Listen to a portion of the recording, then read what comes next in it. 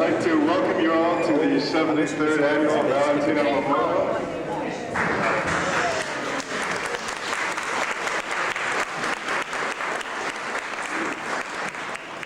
It's a pleasure to welcome you all into our cemetery again. I know many of you have been coming for many years, and we hope we have done you proud this year. And now we will play a special forever biography, and we will turn things over to Mr. Wanamaker after this. Thank you.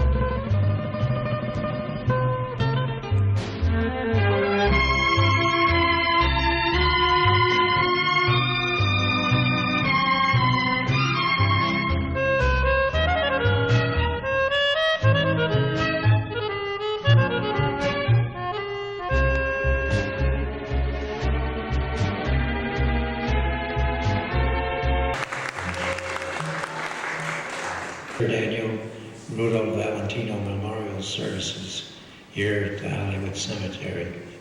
I'm happy to see such a large group in attendance, and I know we have an interesting program for you. The complete program will include well-known producer Mark Wanamaker, who will also serve as Master of Ceremonies.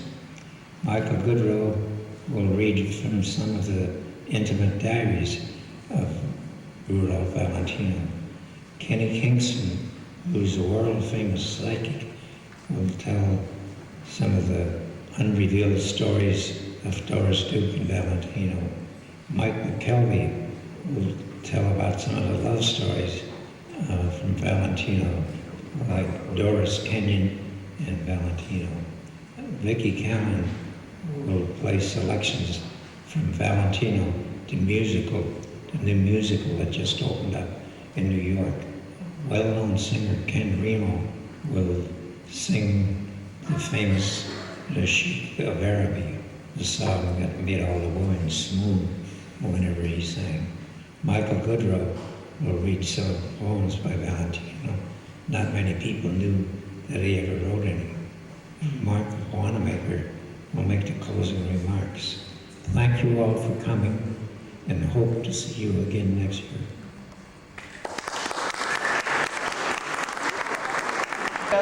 Bud Testa was the person for many, many, many years that organized this memorial. If you don't know who he was, is, and he's coming at the end of the program too. So we'll give him a little applause for that. But I'd just like to let a lot of you know that last night, for the first time in the history of this cemetery, and I think in the history of Hollywood, they actually showed a silent film, a Valentino film, The Son of the Sheikh, here at the cemetery, outside, under the stars. That is an amazing, amazing event in Hollywood. And a lot of people ask, and they always ask me, why Valentino? Who is Valentino? Many people, believe it or not, don't know who Myrna Loy is. So how are they supposed to know who Valentino is? So this is the interesting note, is who is Valentino? Why is this all important?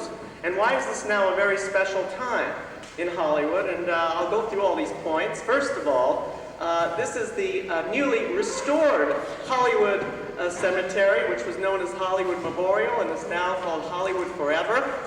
And the wonderful family that took it over, Tyler Cassidy, who's here, who spoke at the beginning, and his company are doing and actually are in the process of restoring this whole cemetery back to its former glory, because it deserves this. You can imagine all the pioneers that are buried here, not just film pioneers, but a lot of Hollywood pioneers. I am also a Hollywood historian, and I work with all the historians and historical societies around town, and the area of Hollywood, which is not a city in itself. It was a city up until 1910, but of course they decided not to become a city, and it was an easy way out to become annexed to the city of Los Angeles, which it still is today. But there are many diehard Hollywoodites like myself who try to keep Hollywood alive in many ways. For example, on our lettering, on the letters. When you write a letter, instead of putting Los Angeles 90038, we try to put Hollywood 90038. And it's a very difficult task, because there are people, would you believe, at the post office who don't know that Hollywood, Los Angeles exists. And actually mail has been returned on occasions, which is really frustrating. Because there is a Hollywood, Florida, and Hollywood, Florida has been there for quite a while, but of course, everyone knows if it's Hollywood, California, when you relate to Los Angeles. So another thing about the cemetery is that the famous people are buried here, and we won't go through the whole list, of course, but people like Cecil B. DeMille and Jesse Lasky, one of the past founders of Paramount, and Tyrone Power, as we know, Douglas Fairbanks is right out here, and of course Rudolph Valentino, buried in the June Mathis crypt. And June Mathis was one of our Hollywood great screenwriters, a female screenwriter who worked for Metro and other companies, and really was one of the people who discovered Valentino. Now, who was Valentino? Quickly, I have to read you his name because I can never memorize it.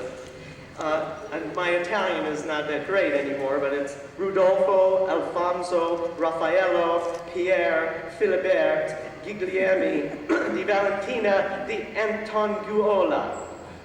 That's his name. But of course, parts of these names are very interesting. The Rodolfo Alfonso is from the father's side of the family. The Raffaello Pierre Philibert is the mother's side of the family. And of course, the Valentina part is the papal title, part of what was given to him. And the Antonguola is a family title which relates to lands in Italy. He was born, of course, in southern Italy in 1895, May 6th to be exact. But the interesting thing is about him that we all wonder about, why is he such this legend? And it's interesting to note that his whole career was from 1917, when he was still unknown, to 1925. That's 8 years. 8 years. That's as short as practically about the same as James Dean and a few of the other greats that we memorialize to this day in modern age. Valentino represents the immortal film star of the silent age of film, or the silver and golden ages of film. I call it the golden, many people say the golden age was the 1930s and 40s, but actually it was, but remember the teens from 1915 to 1920, those 5 years, Los Angeles and Hollywood was known as the mecca of the motion picture in the whole world. This is where all the studios were. And I'm an expert on studios, and I can tell you there was at least 40 studios in the city in 1915. 40. Can you imagine 40 studios? Every other block, there was studio activity. All the economy of Los Angeles and Hollywood was coming to be based on the film industry. Cities like Culver City, Studio City, Universal City, and Hollywood itself really began by studio people and by the studios. So Valentino, you have to understand, is an image of Hollywood of the past. This today is a traditional memorial to Valentino, not only just for Valentino's death, but for the death of the early silent industry that hardly anyone remembers. And the film that we saw last night, The Son of the Sheikh, shown out here with an organ player, is surely not the conditions that most people saw films. Most people saw films in a reasonable theater with a beautiful print, sharp and clear, black and white, popping out at you, and sometimes with an orchestra playing the accompaniment, which was really a rousing experience, especially when Valentino was riding through the sands. And you can imagine the music and the excitement and the picture. Now it's just like a ghost when you see them on TV or whatever. It's like a ghostly figure of some past. Well, we're trying to bring back, people at the American Film Institute and other places, bring back these prints. If we can find a decent print that is a reasonable one, you can still see these films in fantastic condition. Of course, you have to go to the County Art Museum, you have to go to special showings at UCLA, etc., to catch this feeling of the silent era, which was so incredible. I am totally spoiled because I worked for the American Film Institute years ago, and I got to see the original nitrate prints of some of these great silent films on the big screen, big sound. And it's just, I try to convey this to people that haven't seen this experience. Now we're trying to get them to see sound films on the big screen. And luckily at the Disney and others are bringing back films like 20,000 Leagues Under the Sea. I just saw it with my nephew a few years ago. Remember, it was at the El Capitan. But big screen, redone. Now they're doing Hitchcock, they're doing George Cukor at the museum. These are all films of the sound era that we all relate to. But it's the films of the silent era that people have to get excited with. And that is Valentino. It really epitomizes this period. And he worked for different studios, and particularly Paramount Studios, which is right behind us here, right by this wall where the ghosts go right through freely to the prop department, as I said last night, and move furniture around. Of course, A.C. Lyles, who were still over there for 71 years at Paramount, says that it was his own ghost that was moving the furniture around. But all I can tell you is that these studios that are here are historical monuments in themselves. And Valentino did not work at Paramount this particular lot.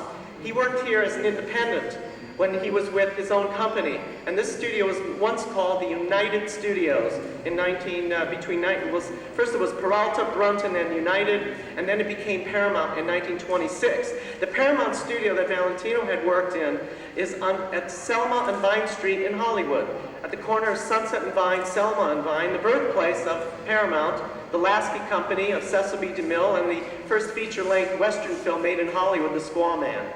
So you have to understand that all of these people were going in and out of historical studios in the sense that all these studios built the city of Hollywood as we know it today.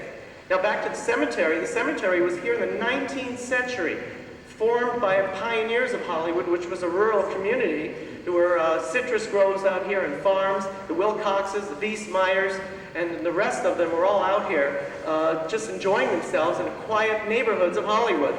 When the film industry came to Los Angeles in 1907 and 1908, downtown Los Angeles, the Selig Company, they set up a little studio outside a Chinese laundry in 1908, and were filming the first real dramatic films here in Los Angeles, and eventually moved to Edendale. Edendale is now off of Glendale Boulevard in Sunset. Right, that part, that's where all the studios were located. The first permanently built studios in Hollywood and Los Angeles. I still call that Hollywood too, even though that's Silver Lake, Echo Park District. And many of our famous actors, like Charlie Chaplin, started in Edendale, at the old Keystone studio over there. And the Selig Company, Tom Mix, in his early Selig days, was over there in Hyperion Avenue around Silver Lake. So when Valentino came to America, he came here in 1913, came to New York first. And of course, he came from a fine family. He was educated. He has an agriculture degree. And came to New York, tried to make it as a waiter, and who knows what. He liked to be a writer, but ended up being a dancer, learning how to do the tango, and doing it so well that eventually became a professional tango dancer. And of course, through the different people he met, he finally came out to Los Angeles via San Francisco, and came here in 1917. Now, Los Angeles and Hollywood in 1917 was already a well-established studio, I would say, headquarters in the whole world. This was it. The teens was where the big money was made, the big studios were built, and many films were made. Can you imagine? More people, more money was made, more industry was created in the silent era than all of the sound eras combined, which is quite interesting. Can you imagine one studio would make 100 films in 1 year? Today they're making 12. I mean, you can see the difference. Of course, it was cheaper to pay people in those days. Someone like Valentino, in the height of his career, he got paid around $5,000 a week, which was a fortune, of course. But today, $20 million to one of our stars is a far cry than from the old days of the silent era. So anyway, just to go on, I can't go on and on because this will end up like a class on Valentino and how he fits in to the whole history of Hollywood. But he is an endemic and important part to Hollywood's history, mainly because he became a symbol of the old studios, the old film industry, and the old films. And of course, we're here today to memorialize Valentino, basically because we need a tradition in Hollywood. We are losing this every day. What buildings keep falling down or are torn down. Our streets are being changed, the buildings are being changed, and the whole mentality of the new generation is different than what it was. So this is very important, not only for the tradition of Hollywood itself, but the film industry also. So now, we will now begin the program. We'll go on now with, I think it would be interesting to know a little bit more about Valentino and about his personal life, what his own feelings and thoughts were when he first came here, and what he was thinking when he was in New York City. I should say that these were taken from several books that were published right after Valentino's death, August, of course, of 1926. And by the way, one interesting note, when 1926 came in my mind, that's when Paramount moved from their studio in Hollywood over there at Selma and Vine Street, Sunset and Vine, over to the United Studio right here. They moved here in July of 1926, and Valentino died in August, so it's kind of interesting that he would be buried right next, sort of following Paramount around. Anyway, the next speaker is going to be Michael Goodrow. And Michael Goodrow is a professional actor, a musician in Hollywood. He's been on many television shows, and particularly on, a while ago, on 8 is Enough. He was a co-star on that show. And he's going to do a dramatic reading from some of Valentino's own personal diaries that were published right after his death. Here's Michael Goodrow.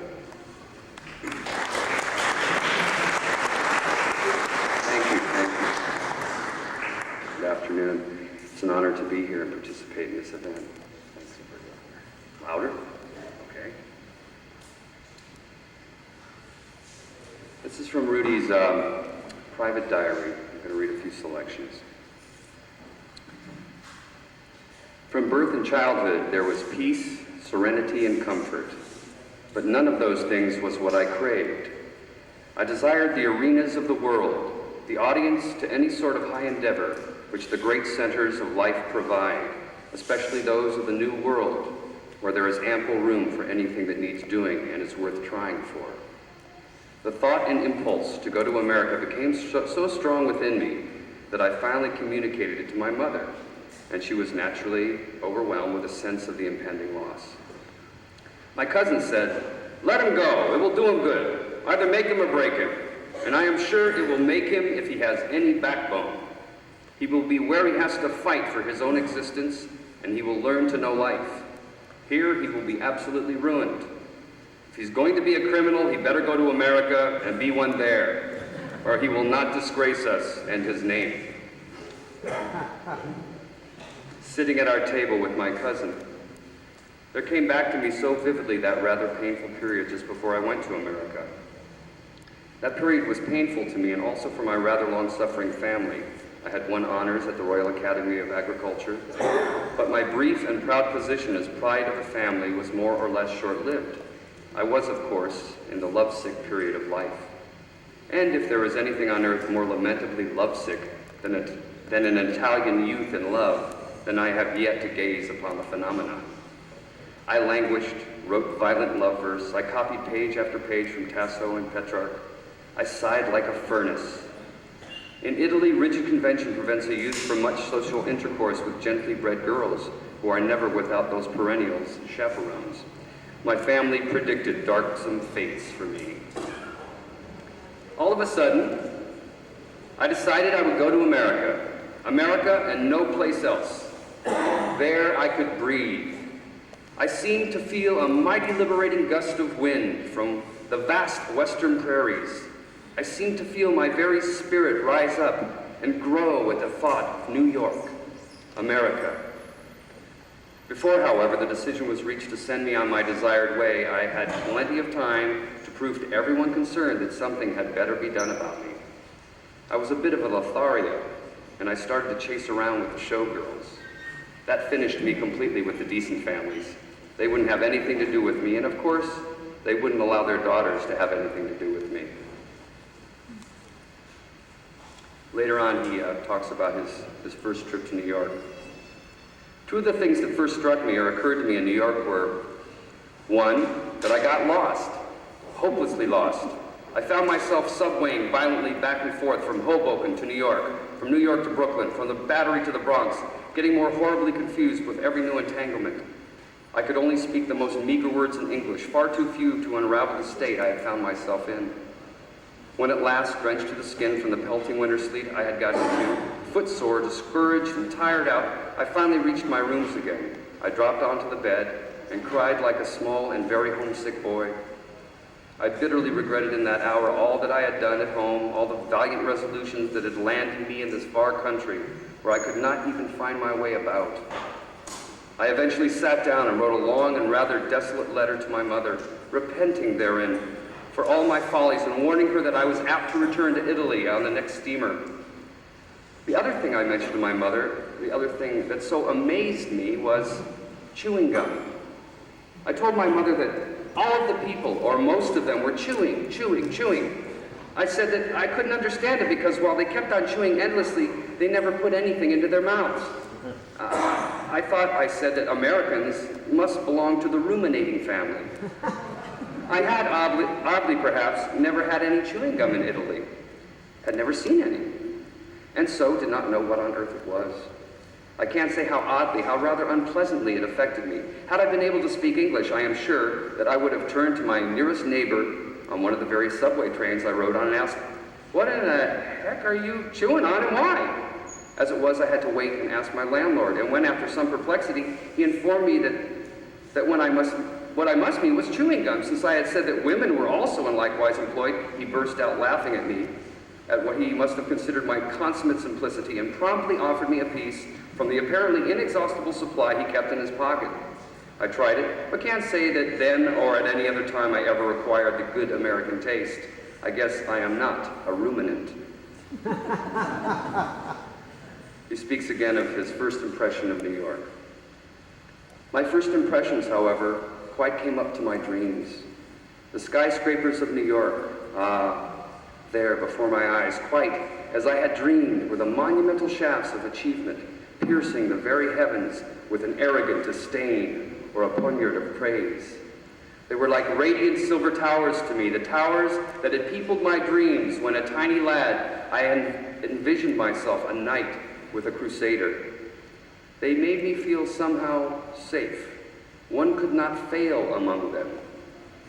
They were like peaks of aspiration, leading a man on and on, higher and higher, summits without end. I thrilled to them. I felt a part of them. I had quite forgotten that they were canyons at their bases, mean little streets and alleyways where the unsuccessful, those who had aspired in vain, or those who had not aspired at all, travailed and perspired, scurried and skulked, with never an unflung glance.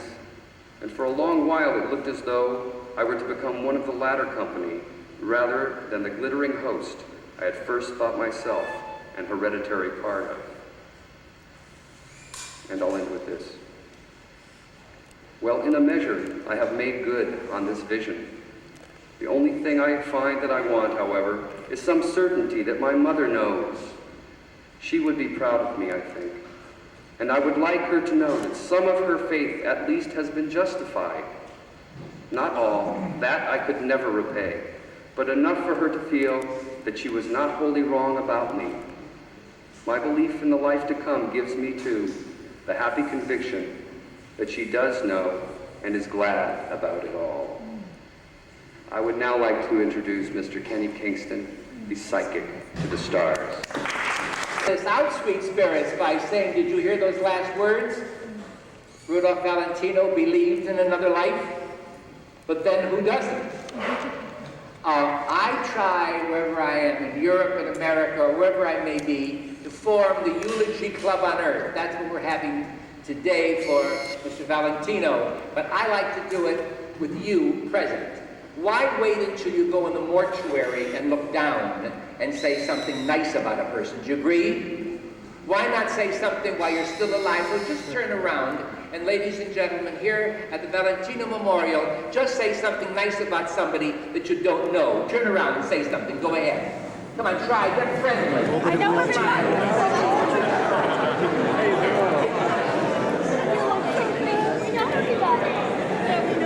I don't know you, but you're beautiful. You're beautiful too. And don't you look good?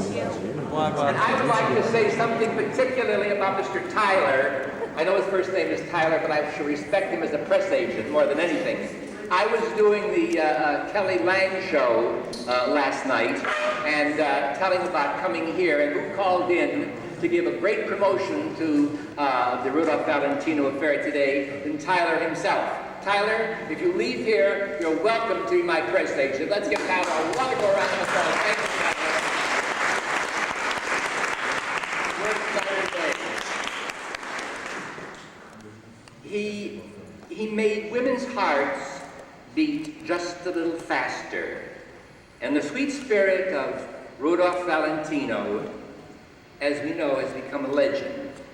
He passed away 73 years ago. Today, I believe about 12:10. The man is still a legend. And we can say the stars today are lucky if they last 73 minutes. But as I always say that no one dies, we really only have a new birthday, because that's truly when life really begins. All your loved ones are with you, and they're just really in another room. So if you have to talk to them and want to chat with them, by all means, when you go home, feel free that they've made that transition, but they're still with us, and we will see them again. Can you accept that? Yes. You are alive out there. I can hear you. Thank you. All right. I want to share just 2 or 3 things with you, if I may. Something that I didn't know until a number of years ago when I started the Kenny Kingston Psychic Hotline. And a person by the name of Admiral Rogers St. John. Remember Admiral Rogers? Do you remember? Well, if you remember. Oh, yes. Well, Admiral Rogers St. John shared a wonderful memory with me. And what it was that Rudolph Valentino, when he passed away, the casket, supposedly carrying his body, was at Campbell Mortuary. But the night before the body went on view, Jimmy McQuirk, who then was the editor-publisher of Modern Mechanics, and Admiral Rogers St. John's, had the body removed from the casket, put into another casket, and sent back by train to California. And who was in the casket? A waxen effigy. And the reason for it is that thousands of people per hour, thousands upon thousands, were passing the casket, and they respected him so much that they didn't want his face marred by his adoring fans. So that was my first really discussion about Mr. Valentino. However, during the war, I was in Italy, in Venice, on the Lido di Venezia, where we had formed actually the West Point of Europe. That was during the war, and in case you're wondering, that was the second war I was in, not the first. That's nasty right there, but that's all right. I met a woman who she and I became very, very close, and her name was Doris Duke. And she asked me if I would like to go to the La Scala Opera House, where Toscanini was conducting the first concert. And as we journeyed to La Scala, we were seated, but the announcement came that there had been a bomb threat, and could we please evacuate the theater and go across the street or have some martinis or whatever we wanted until they cleared the opera house. Well, needless to say, Miss Duke and I believe, had 4 or 5, whatever it was, martinis. And that was spirit going into the stomach, wasn't it? That was the spirit. We were still talking about another spirit. And Doris said to me, Kenny, I am the wealthiest woman in the world. And the only person I would ever like to have been romantically involved with was Rudolph Valentino. And he's passed away. But dear sweet spirits, how ironic that Doris Duke, many, many, many years later, bought Falcon Lair and passed away in the home that Rudolph Valentino had purchased. And she purchased the home from the estate. So now we know, you and I know, that they are together on the other side. And they're probably looking down, I know they are, smiling at us and thanking you for coming. So I would like to share these closing words with you, if I may. I'm sure that Rudolph Valentino we will say to him, if we could, even before he left his beloved Italy to come to Beverly Hills, California, we will say to you, Mr. Valentino, ti amerò per tutta la mia vita, il dolce sogna, which truly means, I shall love you for all of my life, and please have sweet dreams. But please, I ask you, seated here, listen very carefully, and I shall promise you with all my heart that you will hear him return this to you. Grazie tante per adesso. Literally means, thank you for coming. I thank you. And now we'll have Mike McKelvey, and he'll introduce a special guest. Hi, I'm Mike McKelvey. Today marks the 73rd anniversary of Rudolph Valentino's death. It is also a special day for me, as this is my 20th year attending these services. I came originally in 1979 with our dear friend, silent screen actress Mary McLaren, who had her dressing room next to Valentino. Mary always felt if it wasn't for her mother, she would have been the first Mrs. Valentino. Mary passed away in 1985. She was a dear friend and is greatly missed. Today I will be speaking on Doris Kenyon, who worked with Rudy and Monsieur Bouquet. She was born Margaret Doris Kenyon in Syracuse, New York on September 5, 1897, the youngest of 3 children. She was educated at Parker College Institute and at Bernard College, majoring in languages, literature, and music. With her father, she co-authored a book of poetry, which led later to her publishing her own book of poetry. Victor Herbert heard her sing at an Authors Club luncheon and got her into the cast of his new musical comedy, Princess Pat. It opened at the Court Theater on Broadway in September of 1915 and ran for 158 performances. William A. Brady saw the show, was impressed by her young beauty, vivacity, and offered her a contract at his World Films for $100 a week. The first movie she made was opposite George Beaker in The Pawn of Fate, but her first feature in order of release was a modern drama, The Rack, which starred Alice Brady and her future husband Milton Sills. In 1918, with the help of Thomas Dietrich, she organized her own starring company, Deluxe Films. All of Miss Kenyon's early films were filmed back east because she did not want to be separated from her father for any length of time. She could also continue her stage career there. In 1924, after her father died, she was cast as the haughty, snobbish Lady Mary in Monsieur Bouquet. Rudolph Valentino was starred, and Bebe Daniels, Lois Wilson, and Lowell Sherman were importantly cast. The French princess, played by Bebe Daniels, was the kind of off-the-beaten-track part Miss Kenyon liked. As Lady Mary, she had some big love scenes with Valentino, and when she finds that he is only a barber, she turns on him viciously. He, of course, holds all the aces because he was a French nobleman who had only been masquerading as a barber. In 1926, she married Milton Sills and moved to California. Talking films were all the rage by 1928.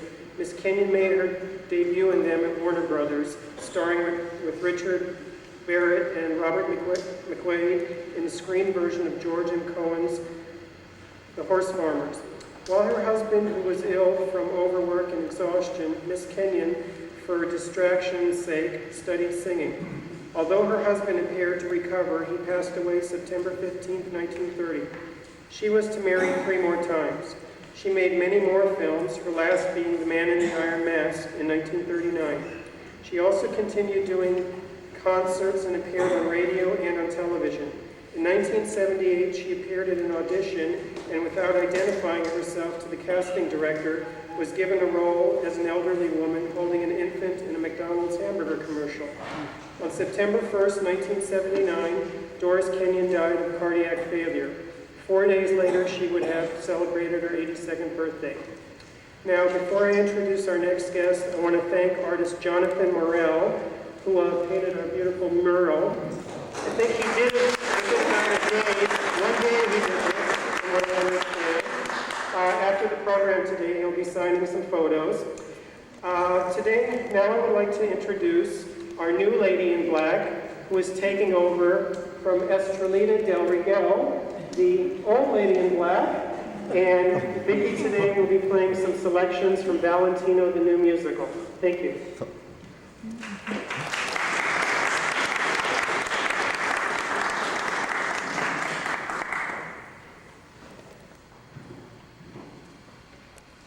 Ladies and gentlemen, I want to share with you a letter written by the creators of Valentino the musical, Francesca De Josa and Charles Mandratia, two vibrant, enormously talented young artists.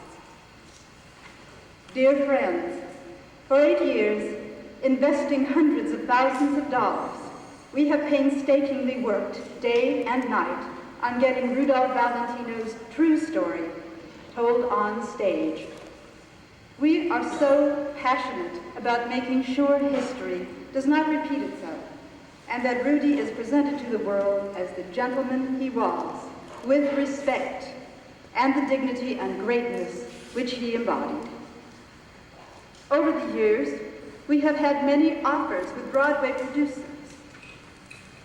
Because we would not allow anyone to create another false story about him, and they had Hollywood's ideas about him, the offers were all turned down by us. We would rather never go to Broadway if in so doing we bring dishonor to this man in any way whatsoever. We have done our homework on Rudy's life, which included a trip to Castellaneta, Italy. We also had the honor of entering his home. Those who order the CD will find out how we achieved this, and that is a rare occurrence, I will tell you. We believe you feel the same way about Rudolph Valentino, all of you. Will you help us bring Valentino the musical to Broadway? If you have websites, perhaps you would link us to you. Would you tell all your friends and Rudy's friends about us and the thing that we are trying to accomplish? Every CD we sell brings us closer and closer to rectifying the damage done to this very special man so many years ago. We wish you all well and thank you for remembering Rudolph Valentino every year. And do come visit our website at www.valentinothemusical.com. Any Valentino fan clubs, we want to know you. If you're out there, will you come forward? Sincerely, Charles Mandratia and Francesca De Josa. Now the website and the mailing address for the CDs I have on their cards, which I will be happy to see that you get. Well, ladies and gentlemen, this is indeed a living tribute. Valentino's remains are here, but the essence and the spirit of the man is in their work. I should say are in their work. I'd like you to hear a portion of it, the Valentino soliloquy. I should tell you that at this point in the story, Natasha Rambova has left Rudolph Valentino. Heartsick and discouraged, he ponders his position when the spirit of his departed mother intervenes. We have to find the play. Thank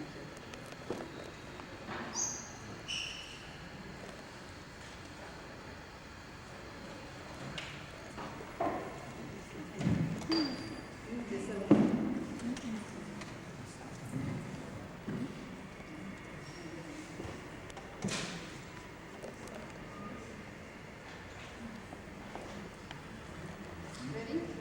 Yes.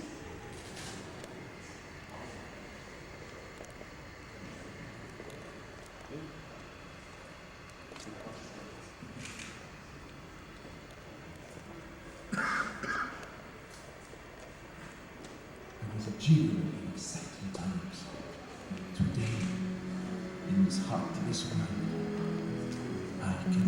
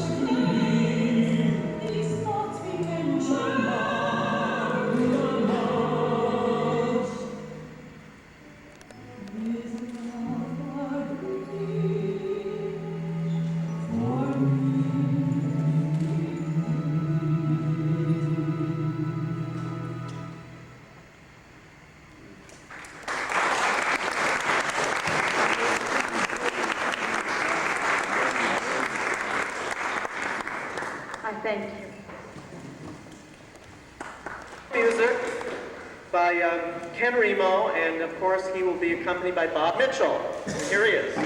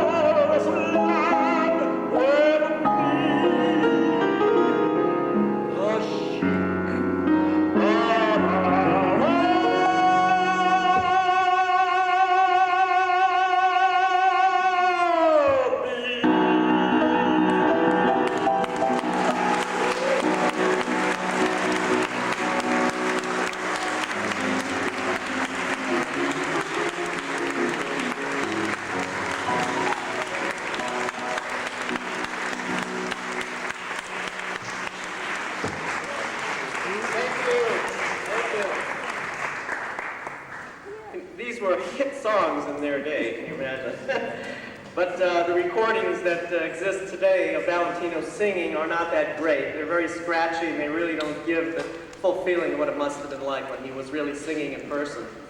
A couple other things before we go on to the last part of this is that we do have Jesse Lasky's daughter here. Betty Lasky is in the audience.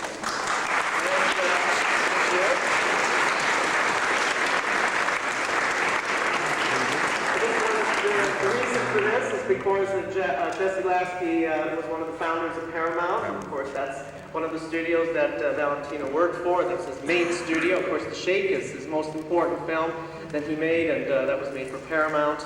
And but now we're going to go on to a few short poems by Valentino. He thought he would be a writer, as you heard in his memoirs. He did write beautifully, but it just didn't work out for him. And his poetry also was published.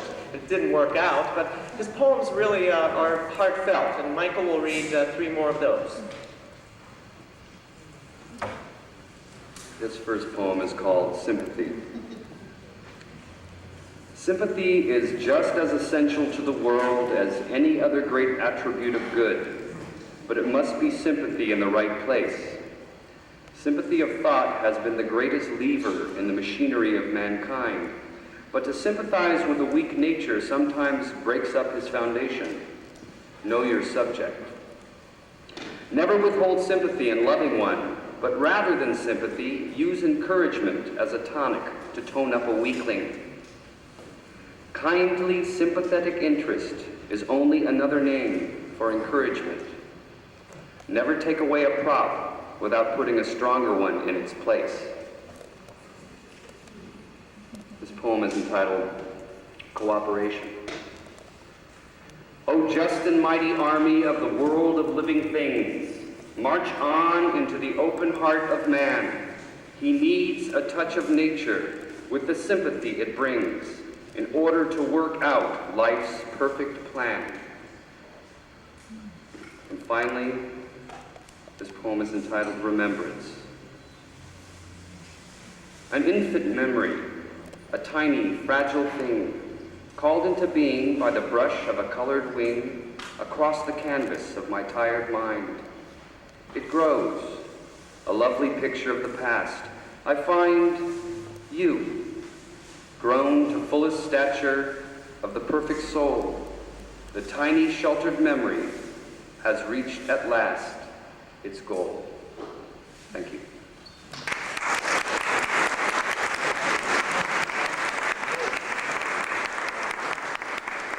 I'd like to thank all of our speakers today. It's been a wonderful ritual of memory, and I think that's what we're here to do.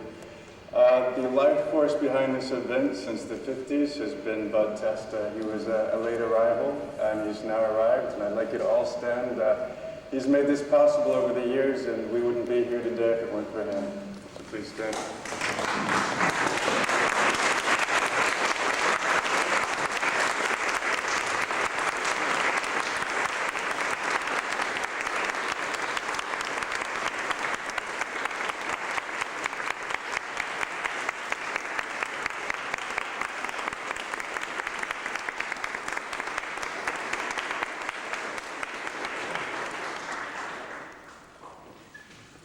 Now, for a few closing remarks, first of all, just want to mention that Jonathan Morel, who did the backdrop here, he's be signing prints of his work right up front.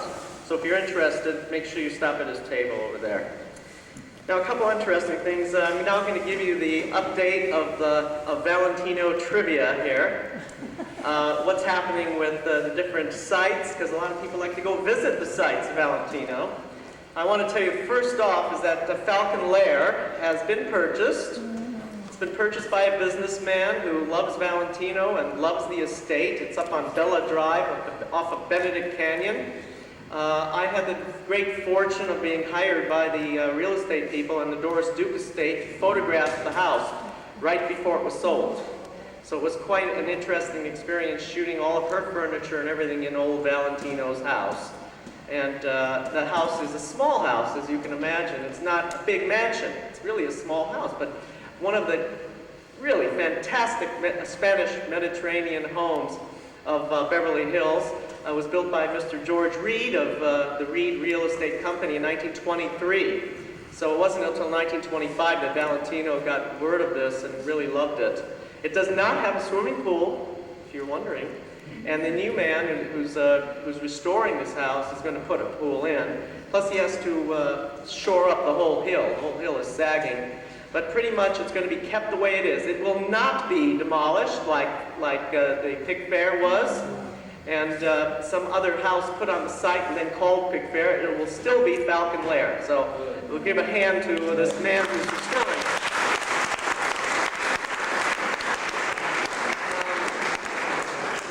For those of you who were wondering about the Whitley Heights house on Wedgwood Place, that house has long been torn down to make way for the Hollywood freeway. So you can't really go and visit that one. The old gates, by the way, at Falcon Lair, you can go up there and see the old gates and see exactly as they were built in 1923. Now, a couple other points here we should point out is about Valentino and his legacy. When he did die, shortly thereafter, there was an auction of all of his worldly goods, other than, of course, what the family took and his brother. And there was a wonderful auction catalog that showed the furniture and clothing and other decoration of the house that was sold. And the interesting thing about it was sold December 10th, 1926, really just a few months after his death. Sold right away to satisfy certain debts. Another thing is that we know Valentino is buried here in the June Mathis crypt. It's actually the Virginia Ruth Mathis crypt, which is June Mathis's mother. And it's interesting to note that many times Valentino came with June Mathis to visit here at this memorial, her mother. So it's funny that he is buried there at the place that he had visited, and I suppose that's appropriate. Another couple things, there are several statues commemorating Valentino in Los Angeles that many people are not aware of. One of the most prominent ones is in DeLongpre Park. It's just a little hidden Hollywood park on DeLongpre Avenue, right near where is it? Somebody will know. Cherokee, is it? Am I right? Yeah, near Cherokee. It's hidden in there. And there's this beautiful statue in there, and it's still there, and it's commemorated to Valentino. It was put there in 1947, and it was vandalized, and then it's now put back in all of its glory. And there's another one that people don't realize in Beverly Hills, at the corner of Beverly Drive and Olympic. There's a monument to the movie stars of Beverly Hills that lived in Beverly Hills and immortalized Beverly Hills. And Valentino was there, along with Douglas Fairbanks and Mary Pickford. And it's an interesting place to go to if you can find a place to park and walk over and see it. Also, one last thing about Valentino sites and places. Valentino is still considered a very important, I would say, a mythological figure in Hollywood's firmament. And to this day, whenever people have a house for sale, or whenever there's a room in a hotel in New York or something, they say, oh, Valentino was here, Valentino partied here, Valentino lived here, Valentino slept here, Valentino was here. This is so important. So many people are still using the name Valentino, along with other stars of his ilk, to sell properties or for publicity in some manner or which way. So you can still imagine that Valentino still is with us today. And I want to leave you on that note, and I guess thank you for coming. And again, this will be another annual event next year, and we'll see what special treats we'll have next year too. Thank you again for coming.